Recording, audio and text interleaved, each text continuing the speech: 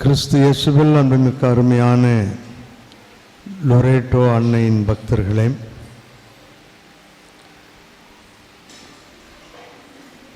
அருமையான பாசமிகு உங்கள் பங்கு தந்தையோடு இணைந்து நாங்களும் உங்கள் அனைவருக்கும் எங்களது திருநாள் நல்வாழ்த்துக்களை ஜெபங்களை உரித்தாக்கிக் கொள்கிறோம்.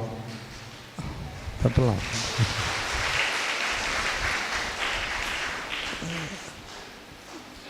தந்தை அவர்கள் என்னை 2 மாதத்திற்கு முன்பாகவே இந்த நாளிலே இங்கு வந்து ஒரு திருப்பலியை வைத்து விட்டு செல்ல வேண்டும் என்று கேட்ட பொழுது சரி என்று ஒத்துக்கொண்டேன்.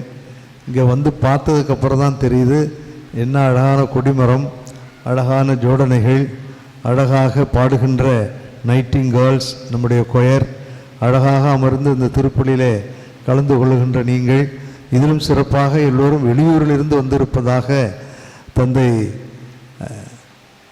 மாதவன் அவர்கள் சொன்னார்கள். இதையெல்லாம் கேட்டு மிகச் சிறப்பாக இருப்பதை அறிந்து நம்மளும் சோடையாக இருந்துடக்கூடாது, 4 வார்த்தை நன்றாக சொல்லி இந்த விழாவையும் இன்று திரு அவை கொண்டாடுகின்ற பெந்தகோஸ்தே தூய ஆவியார் விழாவையும் நன்கு சிறப்பாக செய்துவிட வேண்டும் என்று ஒரு எண்ணம் இங்கே வந்ததுக்கப்புறம் தான் எனக்கு வந்துச்சு. வந்த பொழுது அவருக்காக சரி விரும்பி கேட்கிறாரே போவோம், பழைய மாணாக்கர் ஆகவே சந்தோஷமாக கூப்பிட்றாரு அப்படின்னு தான் நான் வந்தேன். ஆனால் வந்த பிற்பாடு தான் மிக சீரியஸாக இதெல்லாம் பார்த்துட்டு ரொம்ப சந்தோஷமாக இருக்கும் உங்களோட ஒரு 4 வார்த்தை தூய ஆவியானவரை பற்றி சொல்வதற்கு. இன்றைய நற்செய்தி வாசகத்தில் மூடி இருந்த அறைக்குள் அப்படின்னு போடலை, அஞ்சி அவர்கள் மூடியிருந்த அறைக்குள் ஆண்டவர் செல்கிறார் என்று நாம் பார்க்கிறோம். ஆகவே ஆண்டவர் உயிர்த்த அந்த செய்தியை சொன்ன பொழுது அவர்களை ஏளனப்படுத்தினார்கள், அவர்களை கொச்சைப்படுத்தினார்கள், முட்டாள் என்றார்கள், நடக்காததெல்லாம் நடந்ததா விடுறானுங்க, அப்ரூடா திரிக்கிறானுங்க, உருட்டுறானுங்கலாம் நம்ம பாஷையில் சொல்கிற மாதிரி அவங்க சொன்னதுனால அந்த சீடர்கள் 11 பேரும் வெளியே செல்ல முடியாமல் கூனி குறுகி பாதம் கழுவும் சடங்கிலே கலந்து கொண்ட அந்த அறையிலேயே அவர்கள் அமர்ந்து விட்டார்கள். இந்த நேரத்தில் தான் ஆண்டவர் அவர்களிடம் வந்து பூட்டியிருந்த அந்த அறைக்குள் வந்து அவர்களுக்கு சமாதானம் என்று சொல்லி பிறகு அவர்களை ஊதி நீங்கள் சென்று நற்செய்தியை அறிவியுங்கள் என்று சொன்ன பிற்பாடுதான் அவர்களுக்கு தெளிவு வருகிறது, அவர்களுக்கு துணிவு வருகிறது. இந்த துணிவை அவர் ஊதிய பொழுதும் சரி, அதன் பிறகு நடந்த இன்று நடக்கின்ற நாம் விழா கொண்டாடுகின்ற இந்த பெந்தகோஸ்தே விழாவிலும் நாம் பார்ப்பது அவர்கள் அஞ்சி மூடிய கதவிற்குள் பூட்டி கொண்டு வாழ்ந்த அவர்கள் துணிச்சலோடு சென்று இந்த நற்செய்தியை அறிவித்தார்கள் என்று நாம் பார்க்கிறோம். இந்த துணிவைத்தான் ஆவியானவர் தருகின்ற மிக அற்புதமான கொடைகளில் ஒன்று என்று நாம் பார்க்கிறோம். இந்த துணிவு இல்லாவிட்டால் நம்முடைய வாழ்வு மிகவும் சோர்ந்து போய்விடும். இந்த துணிவை பல விதங்களிலே நாம் சொல்லுவோம், தைரியம்னு சொல்லுவோம், ஆற்றல்னு சொல்லுவோம், அல்லது தன்னம்பிக்கை என்று சொல்லுவோம். எந்த வார்த்தைகளை நீங்கள் பயன்படுத்தினாலும் சரி, அது ஆவியானவருடைய செயல் என்பதை மட்டும் நாம் மறந்துவிடக்கூடாது. ஆற்றல், தன்னம்பிக்கை, வாழ முடியும், வாழ வேண்டும் என்ற ஒரு எண்ணம், இவைகளெல்லாம் ஆவியானவர் தருகின்ற ஆண்டவர் இயேசு கிறிஸ்து அந்த அறைக்குள் அவர்களுக்கு ஊதி கொடுத்த, இன்று அது பகிரங்கமாக வெளியே சொல்லப்பட்ட அந்த விழா என்பதை நீங்கள் மறந்து விடாதீர்கள். நான் பரிசுத்த ஆவியை பெற்றுட்டேன், நான் உங்கள்கிட்ட பொய் சொல்லலாம் விரும்பலை. ஆனால் துணிவு பெற்றேன் என்ற ஒன்றை மட்டும் உங்கள் முன் நான் வைக்க ஆசைப்படுகிறேன். நான் பரிசுத்த ஆவியெல்லாம் பெற்றிருக்கேன், அதனால் பெரிய புனிதரோ அல்லது ஒரு சிறந்த குருவோ என்றெல்லாம் நான் இந்த நிகழ்வு மூலம் உங்களுக்கு சொல்ல வரவில்லை. இன்று இந்த சீடர்கள் எப்படி கூனி குறுகி போயிருந்தார்களோ அப்படி ஒரு சூழலில் நானும் இருந்தேன். அந்த சூழலை வெற்றி கொள்வதற்கான ஒரு வழியை, ஒரு ஆற்றலை, ஒரு அறிவுரையை ஆண்டவர் எனக்கு தந்த அந்த நிகழ்வைத்தான் உங்களோடு நான் இன்று பகிர்ந்து கொள்கிறேன். அது தூய ஆவியானவருடைய ஒரு செயலாக இருக்கும் என்று நான் நம்புகிறேன். நடந்தது இதுதான். சாமியாராகி 3 மாதங்கள் கழித்து நான் படித்தது பெங்களூரில் நான் படித்த இடத்திற்கு திருப்பலி வைக்க சென்றேன். திருப்பலிலாம் வைத்து விட்டு பக்கத்து ஊரில் திருப்பலிக்கு கூப்பிட்டார்கள், பக்கத்து பங்கில். சரின்ட்டு அடுத்த நாள் அந்த பங்கிற்கு போனேன். அது நான் சென்ற பங்கை விட மிகப்பெரிய பங்கு, கூட்டம் அதிகம். முதல் முறையாக அங்கே நான் செல்லுகிறேன். இந்த பங்கிற்கு ஓராண்டு நான் பிரதராக போனேன். அதனால் என்னை பற்றி அவங்களுக்கு நல்லா தெரியும். இந்த இடத்துக்கு எனக்கு தெரியாது. ஆகவே அங்கே போன பொழுது பெரிய பங்கு, ஊர் திருவிழா, அதற்காக போனேன். ஃபாதர் கூப்பிட்டாரு, புது சாமியார் வாங்கன்னு. சரின்னு போய் வச்சேன். எல்லாம் வச்சு நன்மை கொடுக்குற நேரத்தில் எல்லோரும் போய் நன்மை கொடுத்துட்டு இருந்தோம். நன்மை கொடுத்த பிற்பாடு, பூசை முடிந்த பிற்பாடு ஒரு கப்புள் என்கிட்ட வந்தாங்க. ஒரு தம்பதியர்கள், இருவருமே டாக்டர், 2 பேருமே மருத்துவர்கள். வந்து என்னை கண்ணாபின்னான்னு திட்டுறாங்க. எனக்கு ஏன் திட்டுறாங்கன்னு புரியவே இல்லை. நீங்களாம் வந்து வெளியே வந்து பூசையை வைக்கக்கூடாது ஃபாதர், உங்களை யார் ஆர்டினேஷன் கொடுத்தா உங்களுக்கு, ஏன் வந்து இங்கே பூசை வைக்கிறீங்க, இப்படிப்பட்ட நீங்களாம் வந்து பூசையை வைக்கக்கூடாது அப்படி இப்படிங்கிறார். எனக்கு தலையும் புரியல, வாழும் புரியல. அவ்வளோ ஆத்திரமாக கோபமாக 2 பேரும் அப்படி திட்டுறாங்க. என்னத்துக்குடா திட்டுறாங்கன்னு தெரியல. அப்போ நான் அவங்கள்ட்ட கேட்டேன், பொறுமையாக சொல்லுங்கள், என்னத்துக்கு திட்டுறீங்க, ஏன், என்ன நடந்துச்சா, என்ன தெரியாத மாதிரி கேட்குறீங்க, நடிக்கிறீங்களா, அப்படி இப்படின்னு திருப்பி ஒரே சத்தம். உண்மையிலே சொல்கிறேன், எனக்கு எதுக்காக அவங்க திட்டுறாங்க, நான் என்ன செஞ்சேன்னு எனக்கு தெரியவே இல்லை. அப்புறம் கடைசியாக நான் கொஞ்சம் பொறுமையாக அதுக்குள்ளே கூட்டம் சேர்ந்துருச்சு. எல்லாம் கசம்சான்னு பார்க்குறாங்க. எனக்கு ரொம்ப கூனி குறுகி போயிட்டேன். எதுக்கடா அவர் சத்தம் போடுறாரு, என்னன்னு தெரியாமலேயே திட்டுவாங்கிறோமே அப்படின்ட்டு நிற்கிறேன். அவங்க பக்கத்தில் இருக்கும், என்ன சார் என்னன்னு சொல்லுங்கள், ஃபாதர் தெரியலன்றார்ல, என்னன்னு தெரியலங்கிறீங்க, நீங்களும் தானே பூசையில் இருந்தீங்க, நீங்கள் அவர் என்ன செஞ்சாருன்னு பார்க்கலையா அப்படின்னு நீங்கள் அவங்கள தாண்டுறாங்க. என்ன சார் செஞ்சார், பூசை வச்சார், பிதாசுவன் போட்டார், எல்லாம் செஞ்ச மாதிரி செஞ்சுத்தான் இருந்தார், என்ன செஞ்சாருங்கிறீங்க, என்ன வித்தியாசமாக செஞ்சார், என்ன வித்தியாசமாக செஞ்சார், நீங்களான குருடா, உங்களுக்குலாம் ஒன்றுமே தெரியாதா, உங்களுக்கு அதை பற்றியெல்லாம் தெரியாதா, சுகாதாரம் என்றால் உங்களுக்கு தெரியாதா அப்படின்னாங்க. சுகாதாரமா, ஹைஜீனிக் சொல்கிறார் அவர், ஹைஜீனிக்காக இருக்கணுங்கிறது உங்களுக்கு தெரியாதா, இந்த சாமியார் ஹைஜீனிக்காக இருந்தாரா அப்படின்னு கேட்டார். என்ன ஹைஜீனிக்காக இல்லை, கையெல்லாம் கழுவி மூஞ்செல்லாம் கழுவி கொண்டு தொடச்சி தான் வந்தேன். இப்போ பூசைக்கு வரக்கு முன்னாடி ஃபாதர் அறையில் போய் மூஞ்செல்லாம் கழுவிட்டு தான் வந்தேன். என்ன ஹைஜீனிக்காக இல்லைன்னு தெரியலையே அப்படின்னு. என்ன தெரியலங்கிறீங்க, நீங்கள் பிதாசுதன் போட்டதுலேருந்து சென்று வாரங்கள் பூசை முடியுதுங்கிற வரைக்கும் எத்தனை தடவை தும்மல் போட்டீங்க, எத்தனை தடவை மூக்க சிந்தினீங்க, எத்தனை தடவை இந்த கர்ச்சிப்பால் சர்ன்னு இழுத்துக்கிட்டே இருந்தீங்க, நீங்கள் பூசையாக வச்சிங்க இல்லை. நீங்கள் உங்களுடைய உடல்நல குறைவு, உங்களுக்கு பெரிய வியாதி இருக்குது, இந்த மூக்கு உறிஞ்சின அந்த கையோட அந்த கர்ச்சிப்போட வந்து நன்மையை எடுத்து கொடுக்குறீங்க, இந்த வழியாக எவ்வளோ பேருக்கு வியாதி பரவுன்னு உங்களுக்கு தெரியுமா, அப்படி இப்படின்னு சர்புருன்னு முட்டை அடித்தார். அப்போ தான் எனக்கே ஞாபகம் வந்தது, ஆஹா இவ்வளோ 3 மாதங்கள் நான் சாமியாராகி என்னை பற்றி நல்லா தெரிஞ்சவங்களுக்கு தெரியும், ஃபாதர் மாதவனுக்கு தெரியும், இங்கே இருக்க ஃபாதர் ஸ்ரீபன்ராஜ் அவருக்கும் தெரியும். எனக்கு இது ஒரு பெரேனியல் ப்ராப்ளம். இந்த தும்மல் எப்போதும் நான் தும்மல் போடுவேன், உங்களுக்கெல்லாம் வெயில் அடிக்கிற மாதிரி இருக்கும், ஆனால் எனக்கு மழை பெய்கிற மாதிரி தும்மல் விழுந்துக்கிட்டே இருக்கும். ஆகவே இந்த தும்மல் கையோட இந்த தும்மல் உள்ள நீங்கள் வியாதிக்காரன், நீங்கள் ஒரு பெரும் வியாதிக்காரன், நீங்கள் உங்களுடைய வியாதியை மற்றவர்களுக்கு பரப்புகிறீர்கள். நீங்கள் நன்மை எடுத்து கொடுக்குறப்பெல்லாம் உங்கள் வழியாக, ஏன்னா நான் மூக்கு சிந்துறேன், கையில் கர்ச்சிப்பு எப்பொழுதும், இப்போ என் கையில் 3 கர்ச்சிப்பு இருக்கேன்ட்டு.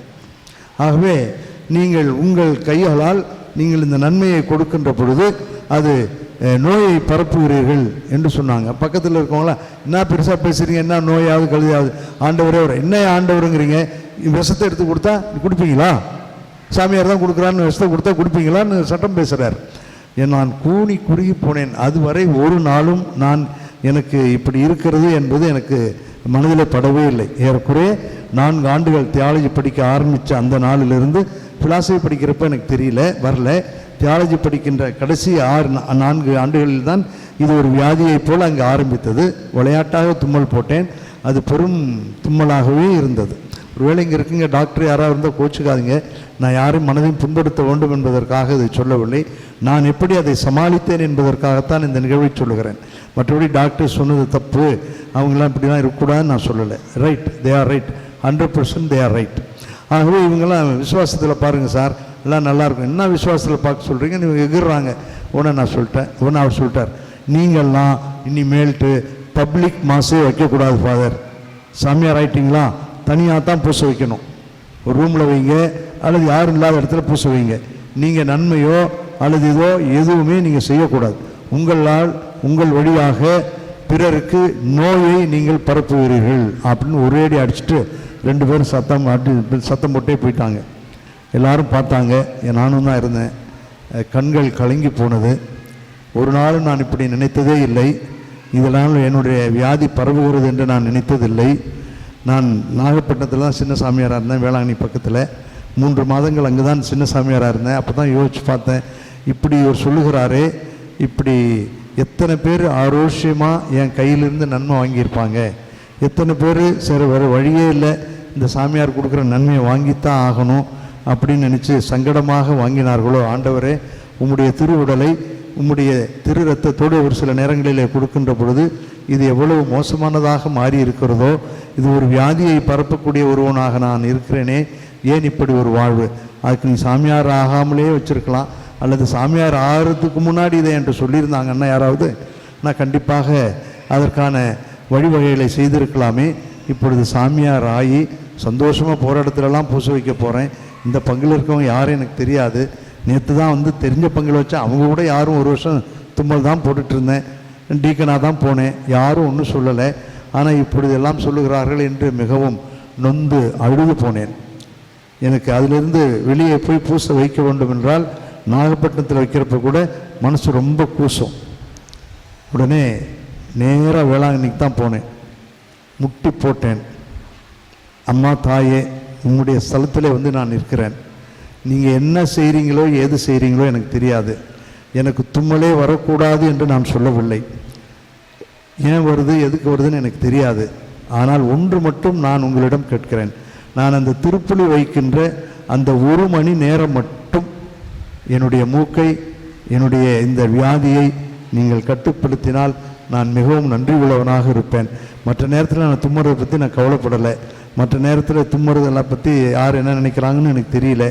ஆனால் இந்த 1 மணி நேரம் மட்டும் இந்த ஆலயத்தில் நான் அமர்ந்து எப்பொழுதெல்லாம் எங்கெல்லாம் பூசை வைக்கிறேனோ, திருப்பலி நிகழ்த்துகிறேனோ, அப்போ அந்த 1 மணி நேரம் மட்டும் எனக்கு மூக்கில் எந்த தொந்தரவும் வராமல், எதுவுமே வராமல், நான் கர்ச்சிப்படுத்தி மூக்கை சிந்திக்கிட்டு இப்படி இழுத்துக்கிட்டு இந்த மாதிரி இல்லாமல், இதனால் பிறர் மிகவும் நம்ம சங்கடப்படக்கூடிய விதத்தில் ஆரோக்கியமாக நினைக்கக்கூடிய ஒரு வாய்ப்பை எனக்கு தராதீர்கள் என்று கண்ணீரோடு ஜெபித்தேன். 2 நாள் ஆச்சு, 3 நாள் ஆச்சு, தும்மல் வந்தது. ஆனால் பூச வைக்கிறப்ப வரல. நான் நினச்சேன், சரி இது 2-3 நாள் ஸ்டாப் ஆகிருக்கு போல இருக்குன்ட்டு எப்படி விட்டேன். இன்று வரை சொல்லுகிறேன், எப்போது ரொம்ப ரேராக இந்த மாதிரி இது யூபம் போடுறப்ப மூக்கில் ஏறினா கொஞ்சம் மூக்கு சரங்கும், ஆனால் தும்மல் போடுவது இல்லை. அப்படி தான் நினைத்தேன். ஆண்டவருடைய ஆவி அடியாருக்கு என்றும் இருக்கிறது. ஆகவே துணிச்சலோடு அந்த 2-3 நாள் ஆச்சு. தந்தை மகன் தூய் ஆவியாரே ரொம்ப நன்றி என்று சொல்லி லான்ச் தான், ஒரே அடி வேகம்தான். பூசையிலலாம் 1 மணி நேரம் கண்டிப்பாக இனிமேல் தும்மல் வராது என்ற ஒரு துணிவு என்னுள் பிறந்தது. இந்த ஆவியானவருடைய ஆற்றல் நம்மில் இருக்கிறது. அன்னை வழியாக ஆவியானவரிடம் கேட்ட அந்த பலன் நமக்கு கிடைத்தது. நான் இதான் சொல்லி வேண்டினேன். உன்னுடைய சீடர்களை அன்று அந்த அறையில் அடைத்து பூட்டி வைத்து இருந்த பொழுது அவர்களுக்கு தைரியம் கொடுத்தீரே, அந்த தைரியத்தை நான் இப்பொழுது இழந்து விட்டேன். வெளியே வந்து பூசைக்கு நின்னா கைகாலம் ஆடுற மாதிரி இருக்கும், தும்மல் வர்ற மாதிரி இருந்தால், ஆண்டவனே இப்போ தும்முனா எத்தனை பேர் சங்கடப்பட போகிறாங்களோ தெரியவில்லையே என்றெல்லாம் ஆவியானவரோடு சேர்ந்து இணைந்து அன்னையிடம் ஜெபித்த நேரங்கள் உண்டு. ஆனால் கிறிஸ்து இயேசுவில் அன்புமிக்க அருமையான சகோதரிகளே சகோதரர்களே, உங்களிடம் நான் சொல்ல வந்தது இதுதான். ஆவியானவருடைய அந்த துணிவும், அவர் தருகின்ற அந்த ஆற்றலும், அவர் தருகின்ற அந்த அமைதியும் நம்மோடு என்றும் இருக்கிறது. நான் இன்னும் சொல்கிறேன், பரிசுத்த ஆவியின் மேலே இறங்கிட்டாருன்னு நான் சொல்லவே இல்லை. நான் சொன்னதாக சொல்லுங்கள். நான் சொன்னதெல்லாம் அவருடைய அந்த ஆற்றல் என்னில் நான் உணர்ந்ததாக அறிகிறேன். அந்த ஆவியானவரிடம் ஜெபித்த பொழுதும், அன்னை கன்னிமரியாவிடம் முழந்தால் படியிட்டு இன்று வரை அப்படித்தான் ஜெபிக்கிறேன். ஜெபிக்கின்ற பொழுதும் அந்த அன்னையும் ஆவியானவரும் நமக்காக ஆற்றலை தரக்கூடியவர்களாக இருக்கிறார்கள் என்பதுதான் உண்மை. ஆகவே இந்த ஆற்றலையும் அருளையும் தருகின்ற அந்த ஆவியானவர் இந்த சீடர்களை எப்படி வழிநடத்தினார் என்ற 2 பகுதி மட்டும் படித்து முடிக்கிறேன். 2மே திருத்தூதர் பணிகள் நூலிலிருந்து எடுக்கப்பட்டது. ஒன்றாவது திருத்தூதர் பணிகள் 5வது அதிகாரம் 35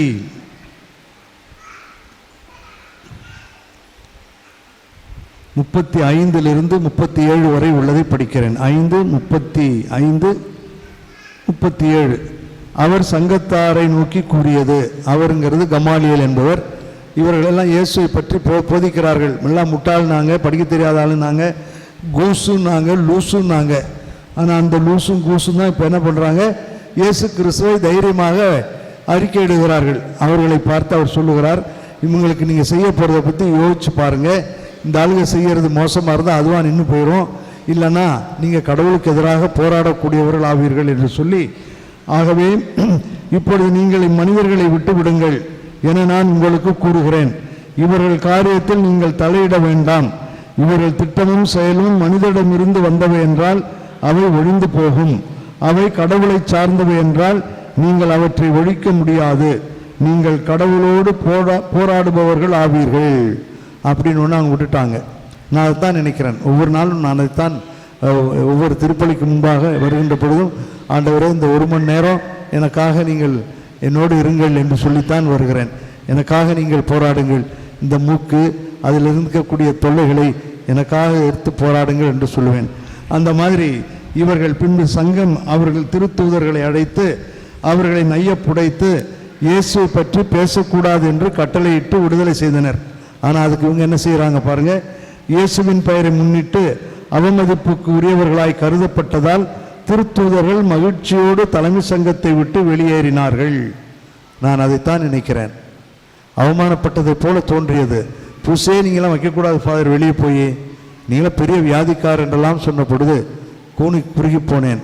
ஆனால் இப்பொழுது ஆண்டவருடைய அருளாசிரியரை, அன்னையினுடைய அருளாசிரியரை பெற்ற உடனே யார் என்ன சொல்கிறாங்க பார்க்கலாம் என்ற ஒரு தைரியம், ஒரு திடம் மனது இருக்கிறது. ஆகவே இந்த அருளாற்றலை பெறுகின்ற அந்த அருமையான ஆற்றலை தருகின்ற ஆண்டவர் என்றும் நம்மோடு இருக்கிறார் என்பது உண்மை. அந்த ஆண்டவர் தான் நம்மை வழி நடத்துகிறார் என்பது உண்மை. இன்றைய முதல் வாசகத்திலும் அதைத்தான் நாம் கேட்டோம்.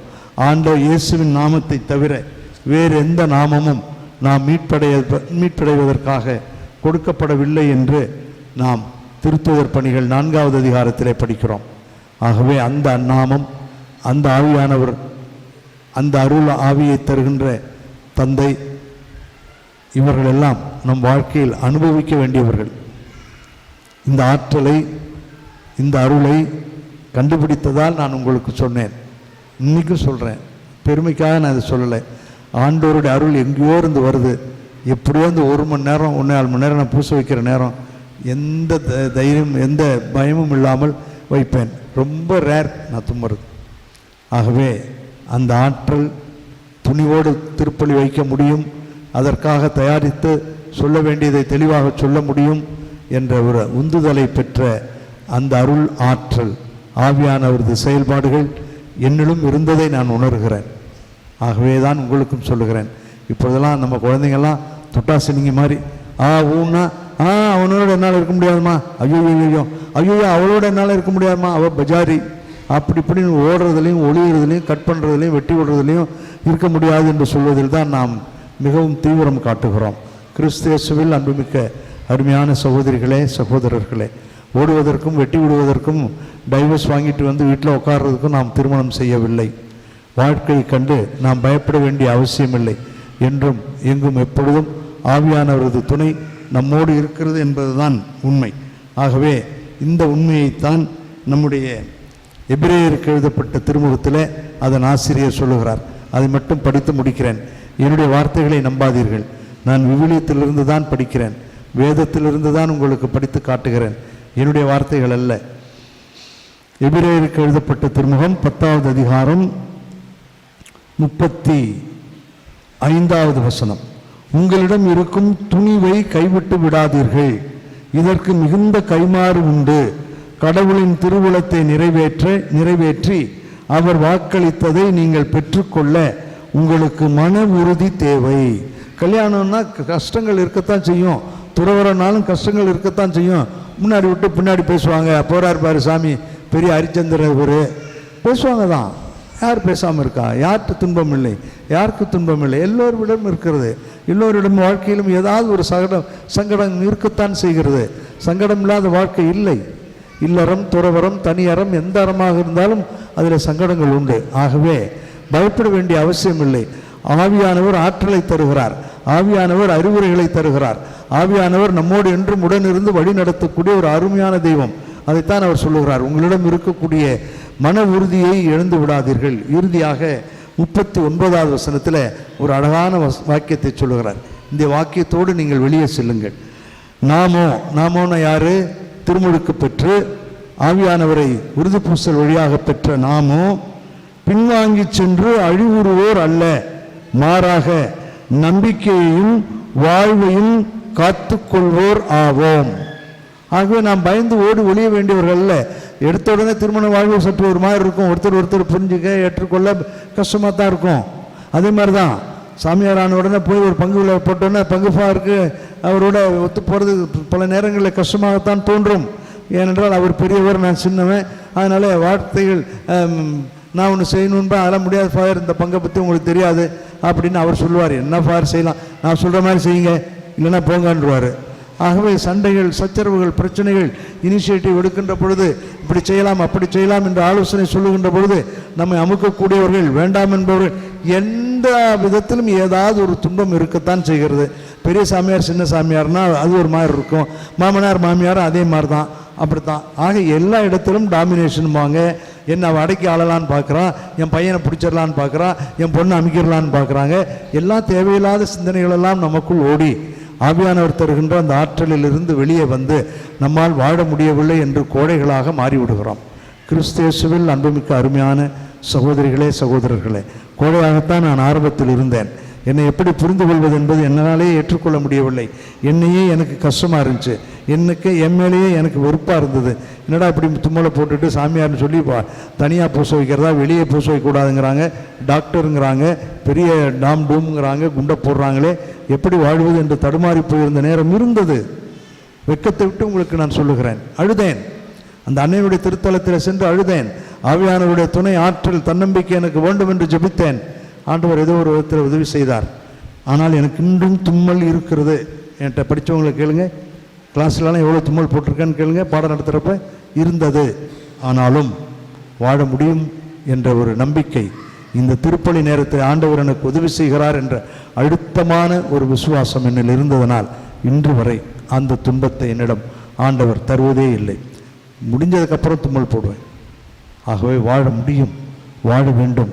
ஒரே ஒரு முறை தான் வாழப்போகிறோம். மீண்டும் ஒரு முறை இந்த வாழ்வு நமக்கு கிடைக்கப் போவதில்லை. இப்பொழுது மணி ஏறக்குறைய 7:45 ஆகப் போகிறது. இனி 7:30 மணி நம் வாழ்க்கையில் வரப்போவதில்லை. ஆகவே கடந்தது தான். கருவறை டு கல்லறை, ஊம் டு டூம், ஒரே ஒரு முறை தான் நடக்கப் போகிறோம். இந்த ஒரே ஒரு முறை நடக்கப் போகின்ற வாழ்வு இல்லறமாக இருக்கட்டும், துறவரமாக இருக்கட்டும், தனியறமாக இருக்கட்டும், எந்த அறமாக இருந்தாலும் ஆண்டவருடைய அருளோடு, ஆவியானவர் தருகின்ற நம்பிக்கையோடு, தன்னம்பிக்கையோடு, இன்னும் அவர் தருகின்ற ஆற்றலோடு கூட வாழ முடியும். இந்த சிக்கலும் இதையும் கடந்து போகும், இதையும் தாண்டி என்னால் வாழ முடியும் என்ற அந்த உறுதிக்குள் வாழ்ந்த அன்னை கன்னிமரியாளைப் போல நாமும் வாழ வேண்டும் என்று முடிவெடுப்போம். இந்த திருவிழா நம் அனைவருக்கும் மகிழ்ச்சியான விழாவாக இருக்க தொடர்ந்து ஜெபிப்போம். வல்ல இறைவன் ஒரே ஒரு முறை வாழப்போகின்ற அந்த வாழ்வை அர்த்தமுள்ள வாழ்வாக, ரம்மியமான வாழ்வாக, ஒற்றுமை மிகுந்த வாழ்வாக, தன்னம்பிக்கை மிகுந்த வாழ்வாக, ஆவியானவருடைய துணையோடு ஆற்றலோடு செயல்படக்கூடிய ஒரு நல்ல வாழ்வாக மாற்றுவார். ஆமேன்.